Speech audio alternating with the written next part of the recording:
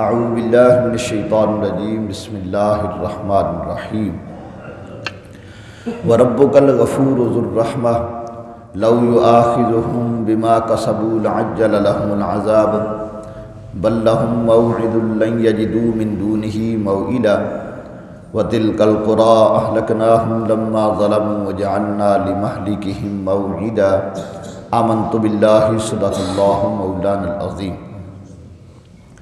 سورہ کہف کی آیت نمبر 58 اور 59 دو آیات مبارکہ کی تلاوت کی گئی۔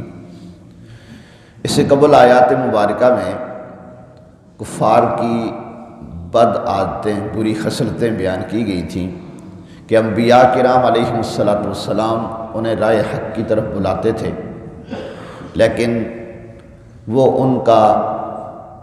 ان کے اوپر مختلف قسم کے اعتراضات کرتے، ان کی مخالفت کرتے، تو اللہ رب العالمین نے ان میں سے بہت سارے لوگوں کو ہلاک کیا اور کچھ کو باقی رکھا تاکہ باقی لوگ اس سے عبرت حاصل کریں۔ اور اللہ تبارک و تعالیٰ عذاب دینے میں جلدی نہیں فرماتا۔ یہ اللہ کی رحمت ہے کہ اللہ تعالیٰ اپنے بندے کو، اپنی مخلوق کو ڈیل دیتا رہتا ہے کہ راہ راست پہ آ جائے، لیکن اگر بندہ راہ راست پہ نہیں آتا تو پھر اس کا عذاب بڑا سخت ہوتا ہے۔ پھر جب وہ گرفت کرتا ہے پھر اس کی گرفت سے کوئی چھڑا نہیں سکتا۔ اس لیے رب کائنات نے ارشاد فرمایا وَرَبُّكَ الْغَفُورُ ذُو الرَّحْمَةِ، تمہارا رب بخشنے والا مہربان ہے۔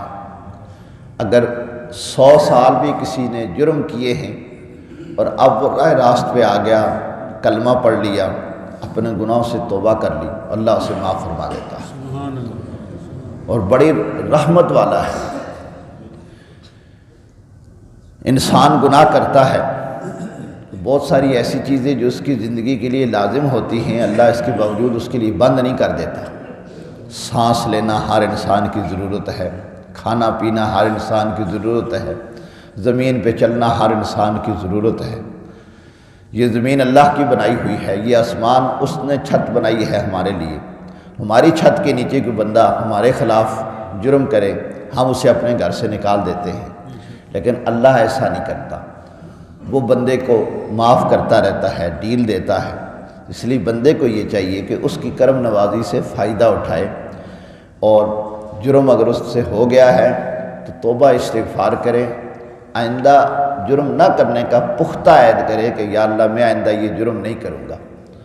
اس لیے فرمایا وہ تمہارے گناہوں کو بخشنے والا ہے اور رحم بھی فرماتا ہے۔ اور رحم کا مطلب ہوتا ہے کہ اس کی حیثیت سے بڑھ کر اسے عطا کرنا، اور اللہ رب العالمین انسانی حیثیت سے بڑھ کر اسے عطا کرتا ہے۔ اس قابل یہ نہیں ہوتا، اس سے بڑھ کر اسے عطا فرماتا ہے۔ اور فرمایا لو یؤاخذهم بما کسبوا لعجل لهم العذاب، اگر وہ انہیں ان کے کیے پر پکڑتا تو جلد ان پر عذاب بھیج دیتا، لیکن فی الفور عذاب نہیں بھیجتا۔ کئی کافروں نے نبی پاک صلی اللہ علیہ وآلہ وسلم کی گستاخیاں کی، صحابہ کرام کی، اولیاء کرام کی، لیکن اللہ رب العالمین ان لوگوں کو ڈیل دیتا ہے۔ یہ بھی اس کی کرم نوازی۔ بل لہم موعد لن یجدوا من دونہ موئلا، بلکہ ان کے لیے ایک وعدے کا وقت ہے، اور وہ وعدے کا وقت کبھی موت کی صورت میں ہوتا ہے، موت تو آنی ہی آنی ہے، اس کے بعد تو پھر تو کہیں بھاگنے کی جگہ نہ ملے گی، تو اس لیے اس کے ہاں ایک وعدہ ہے، اور وہ اس وعدے سے پہلے کسی کی گرفت نہیں کرتا۔ تو بندے کو چاہیے کہ وہ خود ہی سنبھل جائے۔ بل لہم موعد، بلکہ ان کے لیے ایک وعدے کا وقت ہے، لن یجدوا من دونہ موئلا، جس کے سامنے کوئی پناہ نہ پائیں گے، یعنی اس سے پھر بھاگ نہیں پائیں گے۔ دنیا میں مجرم اگر جرم کرتا ہے تو وقت کا حاکم حکومتیں اسے فی الفور اس لیے پکڑتی ہیں کہ وہاں خطرہ ہوتا ہے کہ مجرم بھاگ نہ جائے، اس لیے کہتے ہیں کہ جناب اس کے اوپر پابندی لگا دی، دوسرے ملک میں نہیں جا سکتا جی، کیوں بھاگ گیا تو پھر ہو سکتا ہے پکڑا نہ جائے۔ لیکن اللہ کے ہاں ایسا نہیں ہے، اللہ سے کوئی بندہ بھاگ نہیں سکتا، اس لیے وہ بندے کو موقع دیتا ہے، تو اس موقع سے بندے کو سنبھل جانا چاہیے۔ فرمایا وَتِلْكَ، اب مثال دی اللہ نے، فرمایا وَتِلْكَ الْقُرَىٰ أَهْلَكْنَاهُمْ لَمَّا ظَلَمُوا وَجَعَلْنَا لِمَهْلِكِهِمْ مَوْعِدًا، اور یہ بستیاں ہم نے تباہ کر دیں جب انہوں نے ظلم کیا، خواہ بندوں پہ ظلم کیا یا اس کی مخلوق، کسی بھی مخلوق پہ ظلم کیا تو تباہ و برباد ہوگی۔ کیونکہ ظالم کبھی اللہ کے عذاب سے بچ نہیں سکتا۔ ان اللہ حرم الظلم علی نفسہ وحرم علی الناس او کما قال النبی صلی اللہ علیہ وسلم، اللہ نے ظلم اپنے اوپر بھی حرام قرار دیا، یعنی اللہ خود بھی کسی کے اوپر ظلم نہیں کرتا، اور لوگوں کے لیے بھی یہ حرام ہے کہ کوئی کسی پر ظلم نہ کرے، اور جو ظلم کرتا ہے پھر وہ اللہ کے عذاب سے بچ نہیں سکتا۔ تو فرمایا رب کائنات نے وَتِلْكَ الْقُرَىٰ أَهْلَكْنَاهُمْ لَمَّا ظَلَمُوا، اور یہ بستیاں ہم نے تباہ کر دی جب انہوں نے ظلم کیا، وَجَعَلْنَا لِمَهْلِكِهِمْ مَوْعِدًا، اور ہم نے ان کی بربادی کا ایک وعدہ رکھا تھا جس میں وہ برباد کر دیے گئے۔ کبھی ایک کی وجہ سے پوری کی پوری بستی ہلاک کر دی جاتی ہے، اور کبھی ایسا بھی ہوتا ہے کہ ایک کی وجہ سے بچا بھی لیا جاتا ہے۔ اس لیے بندے کو یہ چاہیے کہ اچھوں کے ساتھ رہے، بروں کا ساتھ نہ دے۔ رب کائنات نے ارشاد فرمایا وَلَا تَرْكَنُوا إِلَى الَّذِينَ ظَلَمُوا فَتَمَسَّكُمُ النَّارُ، ظالموں کی طرف جھکاؤ بھی نہ رکھو وگرنہ تمہیں بھی آگ چھوئے گی۔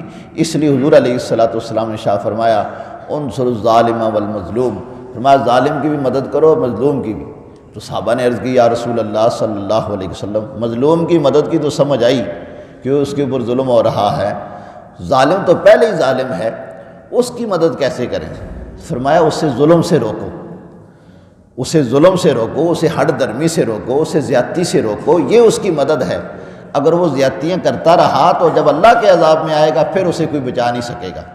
تو اس کی حمایت کرنا جناب ٹھیک ہے تو کرتا رہے جی ہم تیرے ساتھ ہیں، یہ اس کی حمایت نہیں، اس کو بربادی میں ڈالنا ہے۔ جب بھی گلی محلے دوست احباب میں سے کوئی بھی بندہ آپ سمجھتے ہیں کہ یہ غلط کام کر رہا ہے، اسے روکیں، زبان سے روکیں اگر آپ روک سکتے ہیں، ہاتھ سے روکیں اگر آپ روک سکتے ہیں، نہیں تو کم از کم دل میں برا جانیں، اور دل میں برا جاننے کا مطلب یہ ہے کہ اسے کنارہ کشی کر لیں۔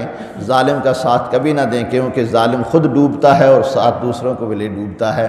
اللہ رب العالمین ہمیں حق سچ کا ساتھ نصیب فرمائے۔